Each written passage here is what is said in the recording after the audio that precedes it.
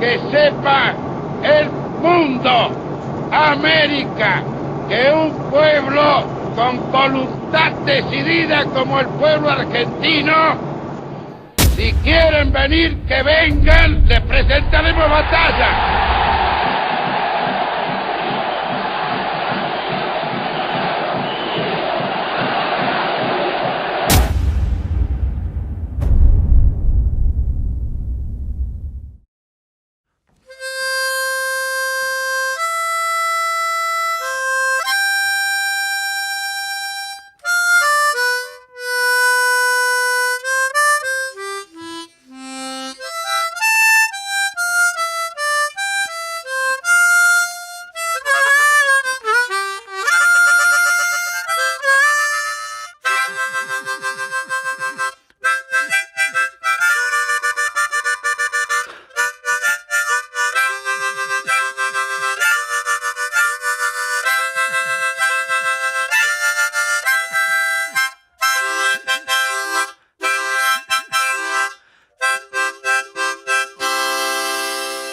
Con Daniel Torres en su casa. Gracias, Daniel, por recibirnos. Gracias a ustedes. Bueno, lo mismo de siempre, ¿no? El recuerdo del número que te tocó para ir a número de sorteo, 879. 879. La fecha de nacimiento, 27 de diciembre de 1962. Sí, señor. Sí. Qué buena memoria. Buena memoria. ¿Y el regimiento? Regimiento Infantería Mecanizado 6, Mercedes, provincia de Buenos Aires. Por poco no fue Marina, ¿no? Sí, número alto. Vos sabés que yo con el tiempo me enteré de que la mayoría por ahí, porque muchos de los de Navarro tenemos sorteo con números altos, y no sé si, creo que fue por una gestión de Beto Yarriga en su momento de que no nos trasladaran y lo hiciéramos acá en el Regimiento 6 todo a Ejército. Me enteré, pero después de muchos años.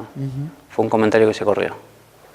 ¿Cómo fue, Daniel, la noticia de que tenían que ir a la guerra? ¿Cómo les comunicaron y cómo fueron esos días, ¿no? Para acomodar todo.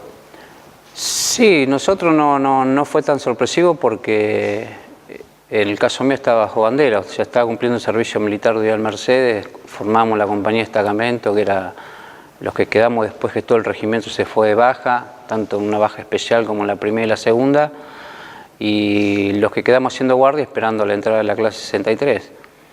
Así que ya el rumor estaba en el regimiento. Lo que no sabíamos con certeza es cuándo partíamos para Malvinas. Pero no te voy a decir que estábamos muy preparados tampoco, pero por lo menos ya el rumor. Y aparte uno como que estaba cumpliendo el servicio militar, entonces yo creo que no fue tan doloroso para nosotros enterarnos de ir para allá como para los que ya habían salido de baja y los volvieron a llamar. Claro. ¿Vos tenías la posibilidad, mientras estabas haciendo el servicio militar, de venir a Navarro y conversar un poco con tus padres, con tu familia, de lo que se venía, de lo que se podía venir? No, imposible. Porque cuando estábamos por 6 de baja, que después, bueno, pasó lo de Malvinas, ya nos retuvieron el regimiento, ya las bajas las suspendieron la última, y nos permitieron, sí, en un momento que nuestras familias fueran a visitarnos. Ellos un fin de semana antes de que nosotros viajáramos a Malvinas, estuvieron ya en Mercedes, y hasta ese día no nos habían dicho se van a ir. O sea que ni siquiera ellos les pudimos comunicar cuándo partimos para allá. Sabíamos que había un rumor, pero no sabíamos la fecha de partida, así que tampoco... Es obvio que también nos preguntaron, pues por alguna vez se habían enterado, pero bueno, más que compartir un fin de semana, un domingo, después la cosa no tuvimos. ¿Cómo fue, Daniel, el arribo a Malvinas, el viaje, la llegada, lo primero que hicieron? Sí, todo fue nuevo, desde que salimos de Mercedes hasta Palomar, después, bueno, lo que hacíamos todo el día en el regimiento, que era limpiar las armas, cuando estuvimos en Palomar también esperando ahí el momento de la partida, que no sabíamos si salíamos al mediodía, a la tarde o a la noche. Después, bueno, el momento de embarcarnos en un 747 que nos llevaban de Palomar hasta Río Gallego, fue una cosa que tampoco nos tomó de sorpresa, pero bueno, estábamos ahí, yo creo que fue uno de los últimos en subir al avión, porque no te digo que tenía conocimiento de dónde iba, pero es como que lo que podías evitar, viste, lo hacías. Y después, bueno, una vez que llegamos a Río Gallego, nos bajamos el 747, nos embarcaban en un Hércules, y de un Hércules fuimos hasta Malvinas. Y llegamos, bueno, madrugada de cerca de las 4 de la mañana, 4 y pico. Imagínate un lugar desconocido, por lo general como es el clima de Malvinas, que es todo niebla, visibilidad muy poco, el frío, el cambio de temperatura, un montón de cosas nuevas. ¿Cuál era el temor en todo ese viaje? No sé si había temor. En ese momento es como que iba un viaje, una de las tantas maniobras, como cuando por ahí en la época de estábamos haciendo el servicio militar, el regimiento, que íbamos a La Pampa o cuando nos sacaban de instrucción a algún lado. Obvio que este era un viaje totalmente diferente, no es transportar ya mucha tropa en avión, llevar a una tierra que no era la nuestra, pero no íbamos Con temores. con temor, íbamos, no sé, algo incierto. ¿Dónde estuviste ubicado en Malvinas? La primera semana estuvimos en Puerto Argentino, que incluso a los primeros que encontré cuando bajé ahí fue a Gustavo, que a Gustavo lo conocía del trato acá, de verlo por ahí en esa época, creo que le había laburado en el Hotel Buenos Aires, porque con muchos por ahí no nos dábamos acá, salvo algunos que éramos compañeros de promoción o algo, estábamos todos dispersos en Navarro, por más que viviéramos acá, pero no nos tratábamos. Así que con muchos nos empezamos a dar a partir de esto, del servicio militar. Y llegamos, estuvimos una semana en Puerto Argentino, no hicimos posición ahí, o sea que nos estuvieron ahí paseando, y después sí, a los 10 días más o menos nos mandaron adelante a primera línea. Que no teníamos un punto fijo tampoco, ni nos dieron el lugar donde vivíamos, sino que nos llevaron, bueno, en un momento hicimos posición ahí, y a partir de ahí, bueno, empezó todo lo que era el retroceso hasta Puerto Argentino. Cuando decís primera línea, solamente puedes mirar para atrás, ver compañeros, para adelante ya no había más. No había nadie, no, prácticamente no. Después nos enteramos a medida que estábamos ahí con el tiempo, que los que más cerca estaban nuestros eran el Regimiento 4 de Corrientes, el 25 que eran los infantes de Marina, pero después la mayoría estaban todos cerca de Puerto Argentino, o lo que era la parte de la costa también. Al principio era la misma vida que uno hacía en el servicio militar. Era limpieza de armamento, bueno, higiene no, porque era muy poca la higiene que nos hacíamos nosotros, pero bueno, en la medida que se podía al principio, que por ahí te afeitabas y todo eso lo podías hacer, obvio que después las cosas empezaron a escasear y ya después a lo último ya no nos afeitábamos, ya teníamos el pelo largo, obvio, bueno, no nos podían cortar el pelo tampoco, nos hacíamos muy poco, con lo poco que no podíamos arreglar, pero a los primeros días, hasta el primer día de mayo fue la misma rutina que hacíamos en el servicio militar, arreglar, bueno, las posiciones de los pozos. ¿Con quién estabas en ese pozo? Yo estaba con Peralta Mario, que era, como es un veterano que es de Moreno, que lo vi y casi después de 25 años. En una de las reuniones que hicimos en Mercedes, cuando el regimiento conmemora la fecha del 2, que por lo general lo hace a mediados de abril, bueno, hacía un montón que no lo veía. Y se presentó una de esas, así que estuvimos recordando viejos tiempos. Dani, cuando empezó el combate, que es lo que la mayoría, o los bombardeos, ¿no? Que la mayoría dice, ahí empezó la guerra, a vos te habrá pasado lo mismo, es decir, ahí te dabas cuenta que cambiaba toda la situación. Sí, totalmente. Sí, puede pasar de la tranquilidad a cuidar la posición tuya, arreglarla y hacer las cosas que te decía así, que hacíamos en el regimiento todos los días, ya bueno, ya después empezaron los repliegues, empezaron los cambios de posiciones, ya era el pozo, no eran los mismos, sino que cuando hacías un pozo por ahí y lo adecuabas más o menos como para estar viviendo, ya después era algo transitorio, por ahí un pozo que medía, medio metro de profundidad y era solamente entrar para dormir y nada más, porque sabías que si las cosas seguían de esa manera, o sea, por lo visto siempre íbamos, la idea de ir replegándose para llegar a Puerto Argentino. Dani, estar en primera línea, ¿qué tan cerca estuviste de la muerte? Y no fue fácil, aparte por el hecho de que, como los que estuvieron en Puerto Argentino vivieron la situación de que por ahí de los barcos tiraban y bombardeaban lo que era el aeropuerto y en alguna oportunidad por ahí cerca de las posiciones pegaban, lo nuestro también.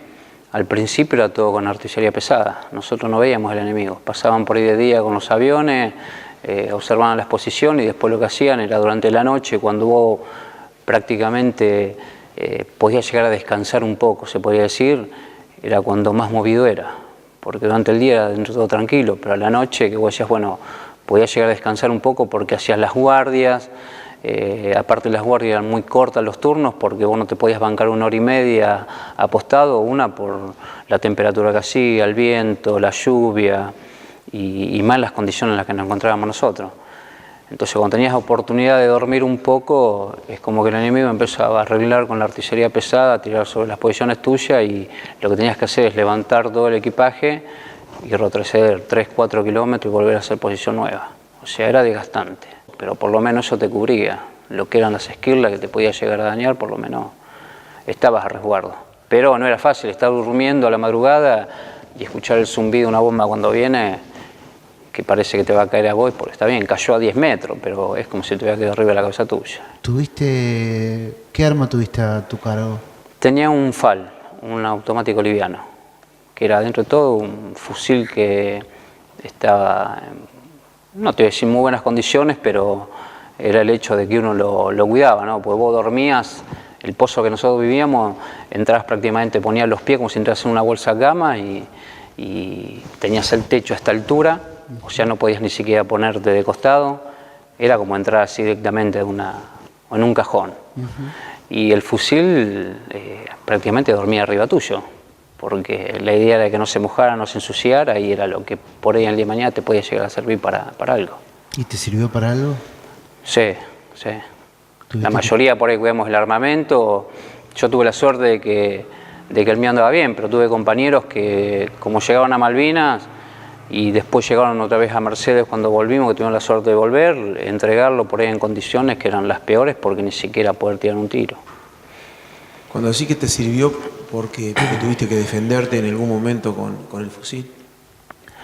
Y sí, no fue en los primeros días, pero la última noche, el repliegue del 13, que replegamos del Cerro Dos Hermanas, ese fue el único día, o sea, una de las peores batallas, creo que fue la de Tamblen, que fue la peor de todas.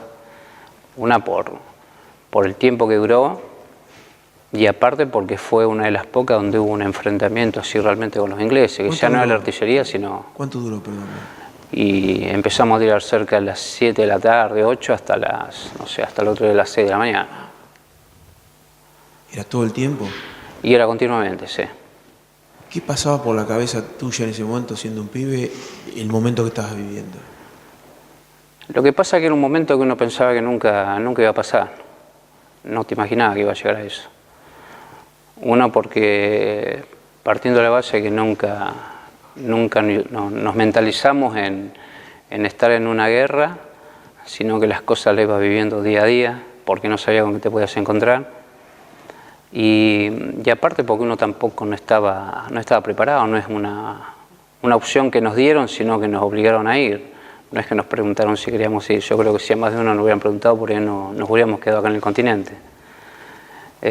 Así que no fue fácil.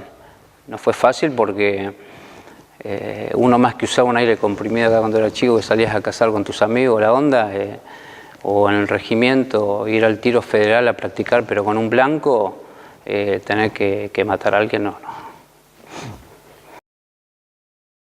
En el caso de ustedes que estaban tan cerca, ¿alcanzaron a ver las posiciones de los enemigos? ¿En algún momento se podía ver? No las posiciones, porque las posiciones las teníamos nosotros en el cerro. Ellos lo que tenían que hacer es subir. Lo que sí se veían las siluetas, porque con las luces de lo que son las bombas, los morteros, o con la misma iluminación de las balas trasantes, o en algún momento cuando hacía una explosión, se veían las figuras. Y porque nosotros no teníamos un dispositivo, ponerle como para ver a ver si los ingleses venían o no, era imposible en la oscuridad. Ya te digo, todo lo que se veía era una silueta, pero con reflejo de una luz o una bengala o algo.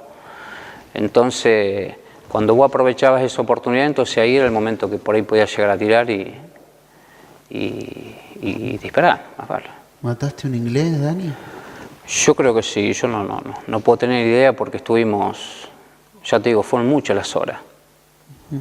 Y llegó un momento de que avanzaron y estuvieron a una distancia de 150 o 200 metros, o sea que ya estaban mucho más visibles, se podía llegar a ver.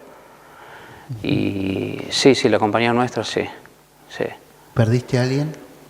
Sí, fueron varios los que perdimos, sí. En esa del regimiento 6 cruel fue donde se perdían. Sí, en el repliegue, ya cuando replegamos el Cerro Dos Hermanas, se perdió, bueno, en una de las tantos repliegues al Negro Guanes, que era de Moreno. Después, bueno, se perdió a Azcárate, se perdió a Chávez, que era de Lobos, se perdió a Oriberger, que estaba en el grupo apoyo. Fueron muchas las bajas del Regimiento 6 en ese momento. Sí, sí. Sí, porque eran compañeros nuestros que estaban en la misma compañía. O sea, diferentes grupos, pero en la misma compañía ¿Qué B. hacían cuando perdían a un compañero? ¿Qué les decían que tenían que hacer ustedes?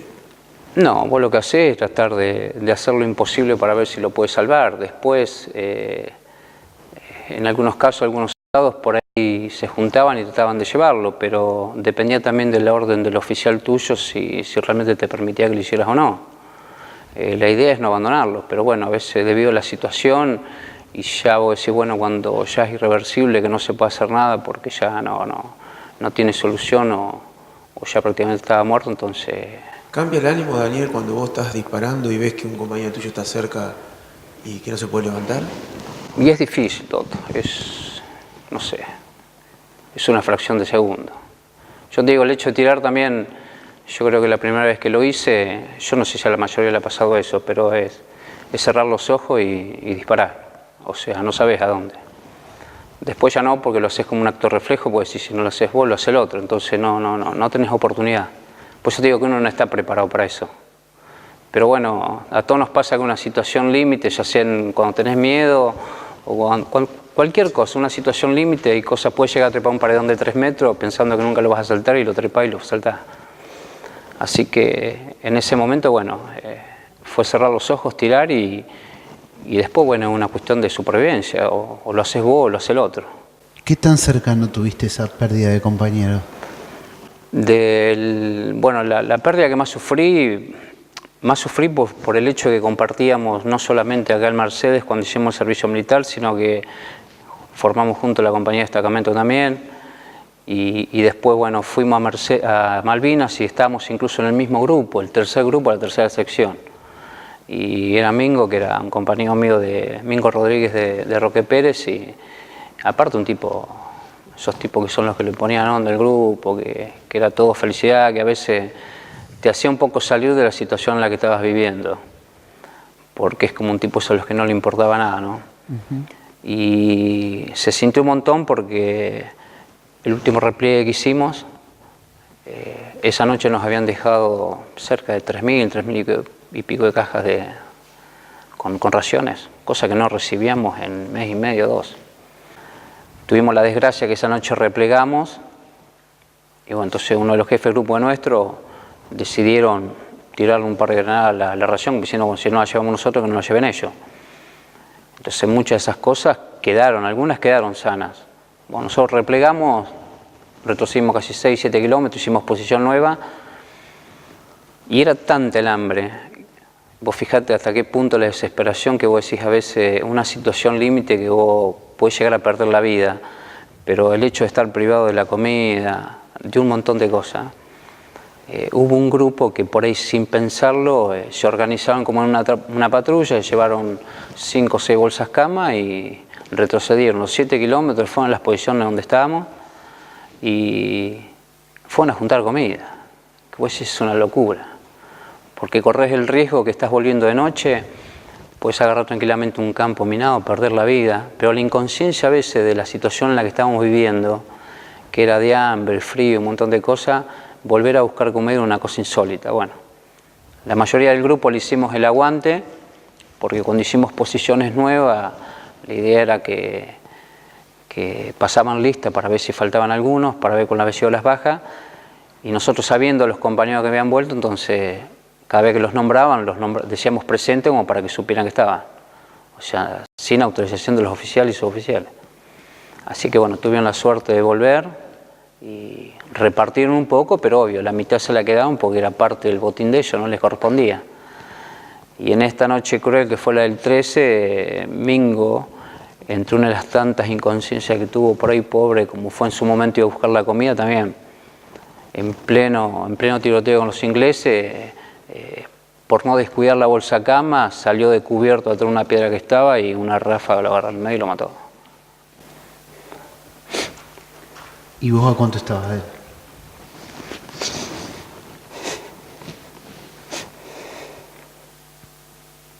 yo estaría a 2 metros de él. Muy serio.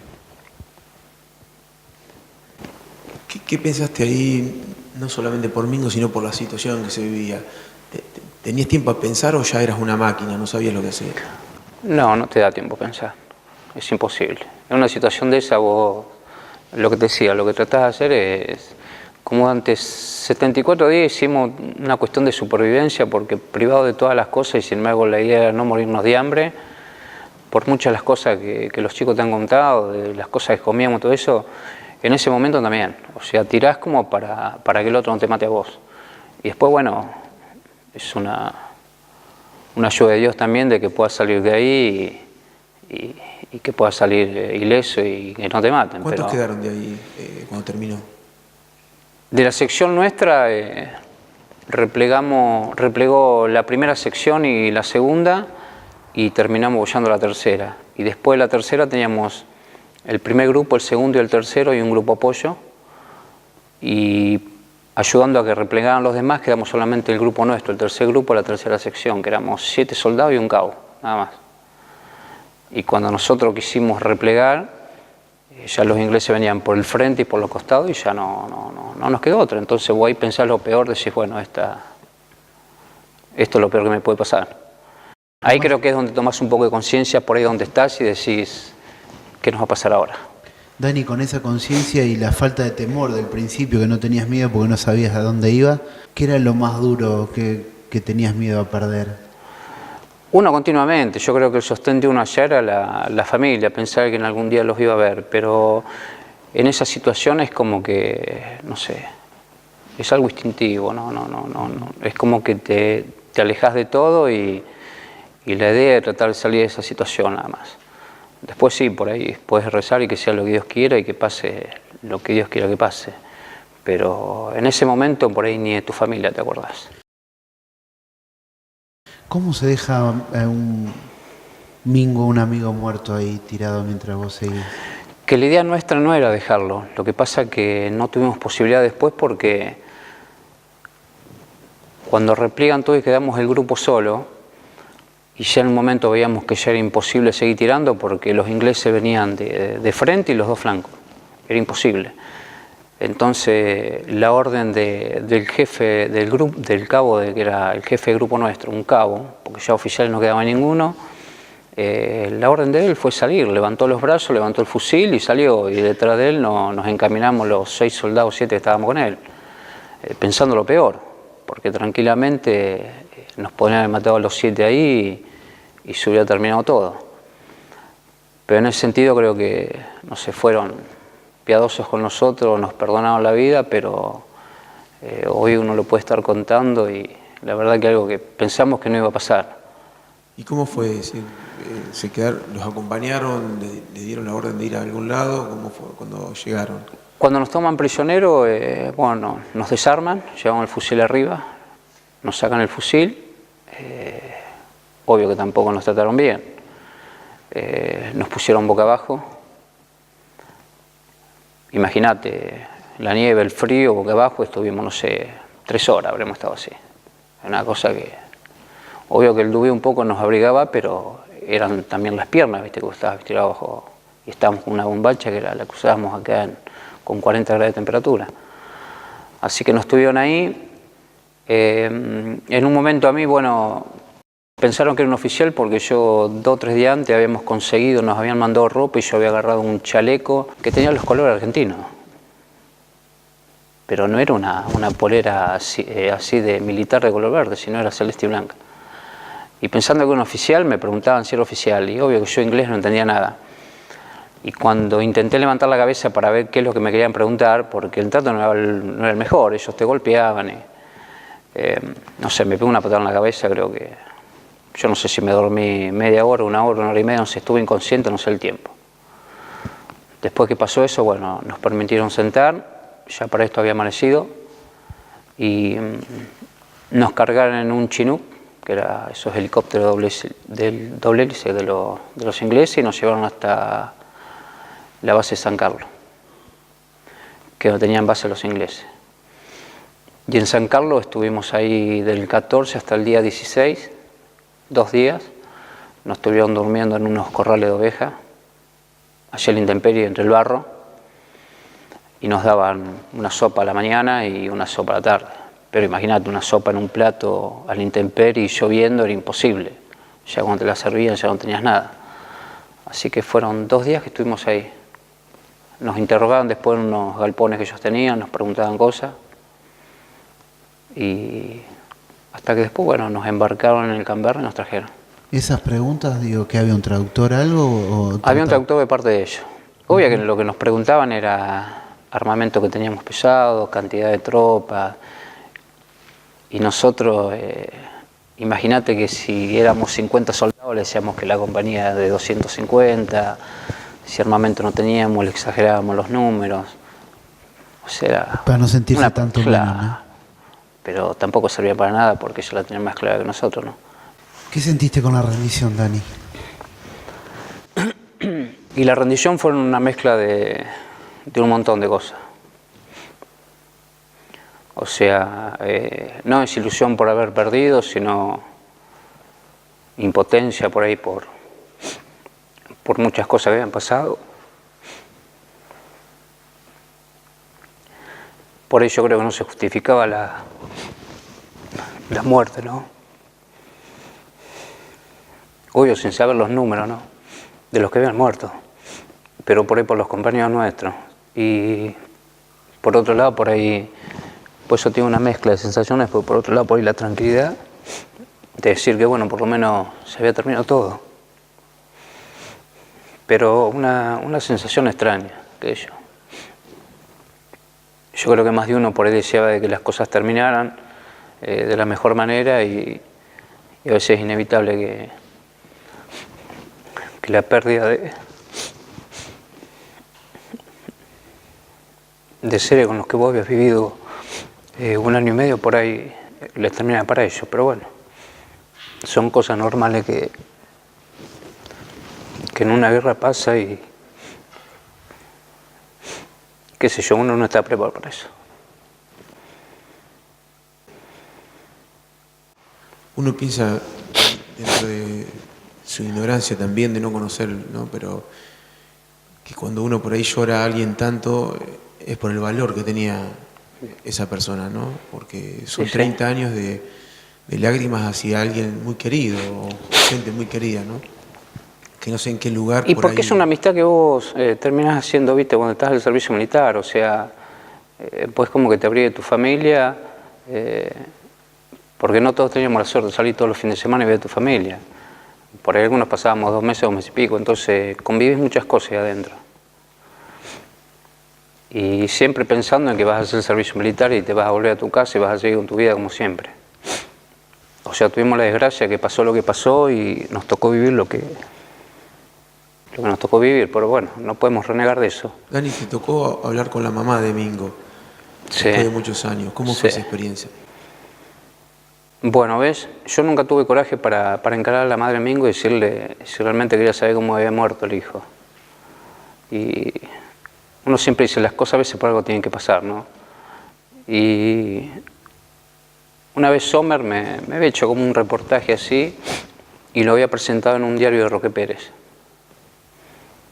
Entonces yo hice el comentario de lo que había pasado con Mingo, pero sin especificar cómo había sido realmente. Y a raíz de eso, un muchacho que estaba en la Dirección de Cultura, Jorge Garavento, incluso después, bueno, los veteranos acá hicimos mucha buena relación con él, y es el día de hoy que nos seguimos hablando, de Roque Pérez. Él hizo contacto conmigo, le preguntó a Sommer, le dio el teléfono mío. Entonces me dijo, da la casualidad que él vive a 1 cuadra de la casa de la madre de Mingo. Incluso la madre de Mingo está cerca de una esquina y así cruzando la otra esquina hay un monumento que es donde se conmemora el 2 de abril. Entonces me dijo si yo en algún momento quería acercarme a la madre de Mingo y comentarle a ver qué es lo que había pasado con el hijo. Entonces yo le dije que nunca había tenido coraje para decírselo, pero si ella estaba dispuesta a escucharlo, yo no tenía problema en hablarlo. Bueno, se dio, un día de semana me dijo que sí, entonces fui para Roque Pérez y, o sea, fue fuerte, fue otra experiencia más, pues estaba la mamá de Mingo, estaban las hermanas, así que... Bueno, lo primero fue abrazarnos, ¿viste? Y entonces le pregunté si realmente ella quería saber la verdad de cómo me hacía todo. Si por eso... ¿Les podía servir?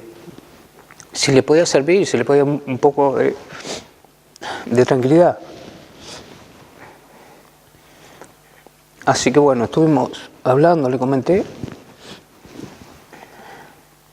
Fue la verdad que fue un momento duro, pero creo que nos hizo bien a los dos. Tanto ella como a mí.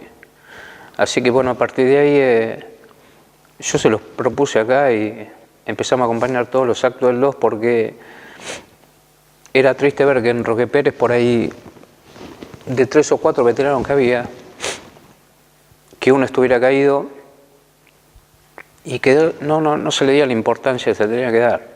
Eran muy pocos los que por ahí participaban en el acto del 2 de abril.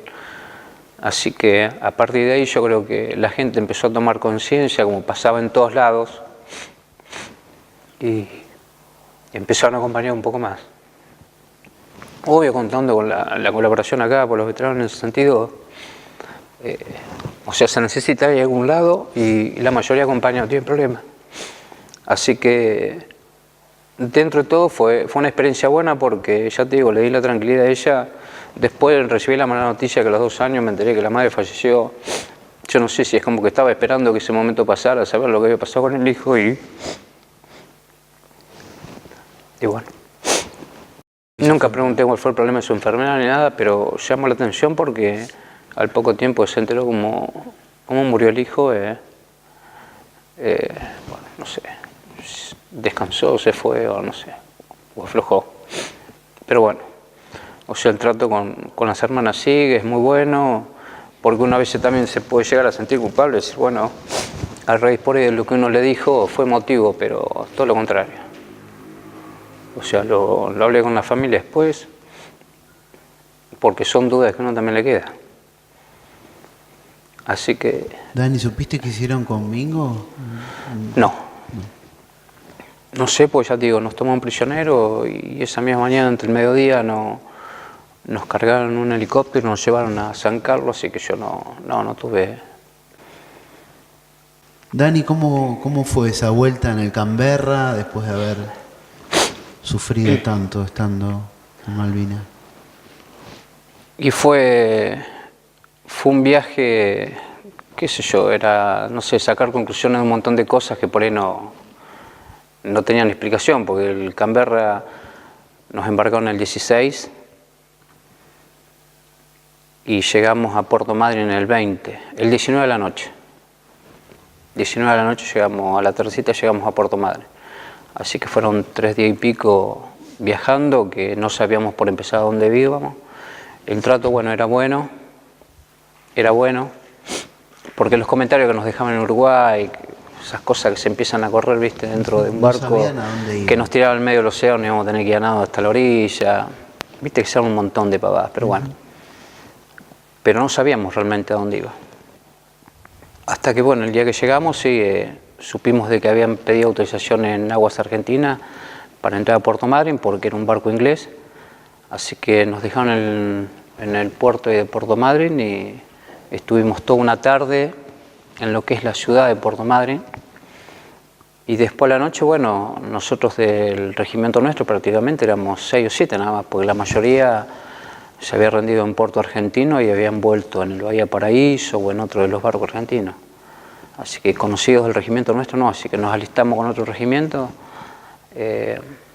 Nos embarcaron en un 747, nos trajeron otra vez a Palomar, hicimos el mismo viaje de vuelta y llegamos el 20 de junio, el Día de la Bandera, a Palomar.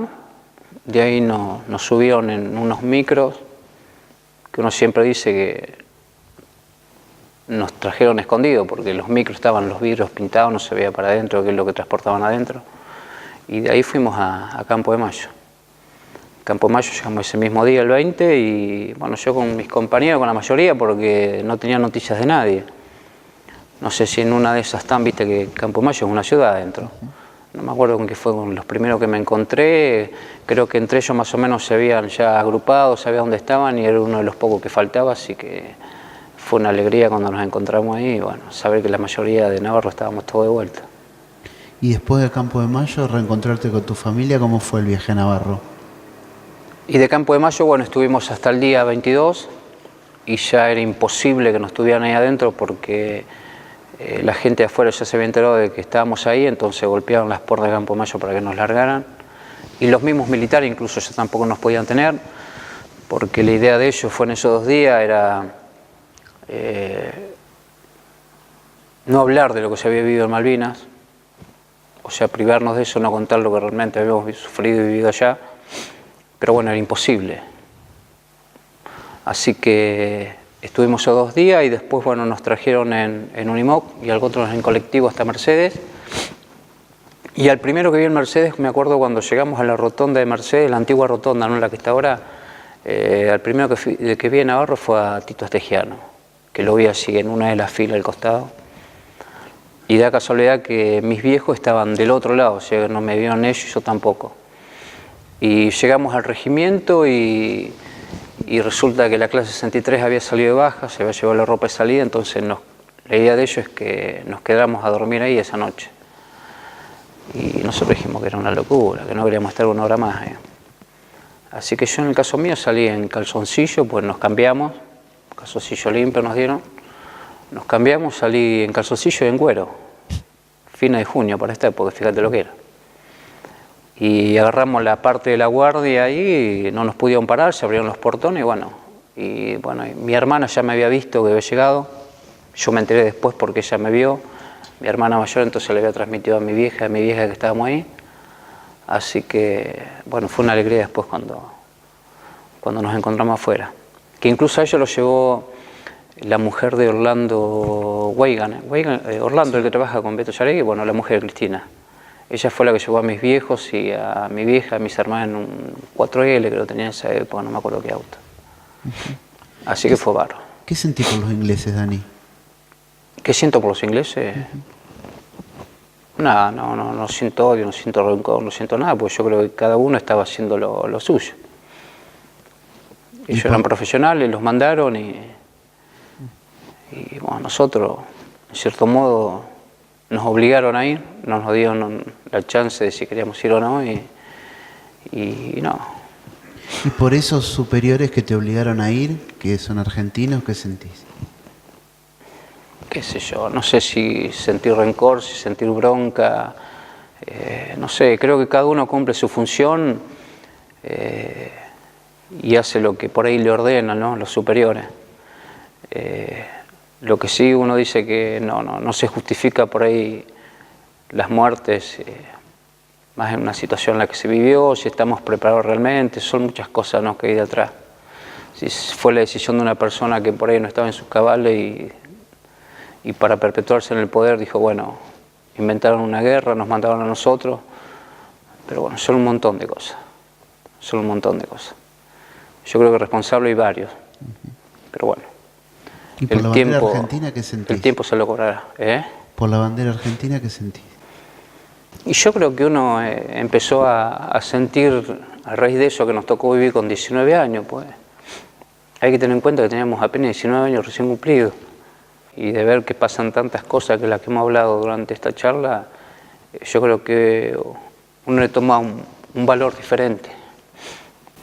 ¿Y cómo definís la guerra? Cuando te preguntan en los colegios, los chicos, o cualquier persona que en la calle te dice qué es la guerra, qué reúne a una guerra.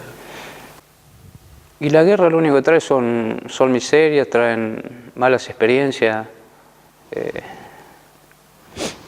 trauman por ahí en más de un caso a los que le toca vivirla. Podés sacar algunas cosas buenas, que por ahí es el valorar las cosas de todos los días. Es como la persona que le privan de la libertad y no la valora hasta el día que lo meten preso, ¿no? Entonces, si de estar en la calle, qué bueno sería. Nosotros también, privarnos por ahí de las cosas que teníamos que vivir en esa época, era compartir cosas con nuestros compañeros, salir a bailar, jugar un partido de fútbol, comer un asado, divertirnos y sin embargo vivir lo que vivimos. Dani, ¿te quedó pendiente alguna charla en la vida sobre este tema justamente con alguien? Si me quedó pendiente, ¿Te hubiese gustado hablar con alguien que no pudiste? sí, por ahí con mi viejo. Por ahí con mi viejo. Lo que pasa es que yo tuve la mala suerte cuando volví, papá falleció en el 85, a los 3 años que yo volví. Octubre del 85, el 26. ¿Y que te imaginabas a veces una charla Y con no él? lo pude hablar porque mi viejo estaba muy enfermo y parecía que contarle lo que yo había pasado en Malvinas era agravarle la enfermedad. Así que durante ese tiempo no lo hablé. Tuve la suerte después cuando di el examen para el banco, una psicóloga estuvo conmigo por la condición de veterano, estuvimos hablando cerca de 3 horas y pico y por ahí me pude sacar un poco parte de esa mochila y después empecé a hablarlo, pero me hubiera gustado una charla que haberla tenido con mi viejo, que bueno, pues esas cosas de la vida no puedo hablar ni eso ni nada más, pero... ¿Dani fue un Daniel Torres y volvió otro? Yo creo que sí. Es como que se nos vinieron, no sé, 30 años de golpe. Vos no elegiste lo que te tocó vivir, ¿no? Pero después de eso pudiste tener muchos hijos, armar esto que está acá, ser reconocido en el pueblo, no Sí. ser uno más. ¿Qué se siente? ¿Se equilibra un poco todo ese dolor cuando ves tantas cosas lindas? Por supuesto que equilibra, ayuda un montón. Sí, ayuda. El hecho de, por empezar a vernos agrupados nosotros como centro y esos primeros años que tuvimos tan distanciados todos, pero por una cuestión de creo que a todos nos pasaba lo mismo, que no queremos hablar de lo que habíamos vivido, empezar a fortalecernos como grupo, poder empezar a sacar por ahí toda esta basura que tenemos y contarla. Y después, bueno, empezar a conseguir los logros, o sea, poder tener un lugar donde se conmemore cada 2 de abril, como es el predio, un monumento incluso hecho por veteranos, vos fíjate, 2 personas que hoy no están con nosotros, que son el Gordo Fersola y Núñez.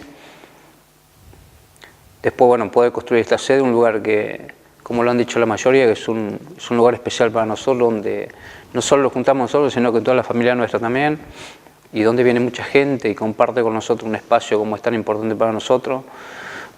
Poder dar charlas acá y hablar de las cosas que hemos vivido, que es bueno, por más que la gente a veces piense que por ahí preguntando hace mal, todo lo contrario, yo creo que es bueno. Es bueno una para nosotros para contarlo y otro es bueno para que se sepan las cosas que pasaron allá.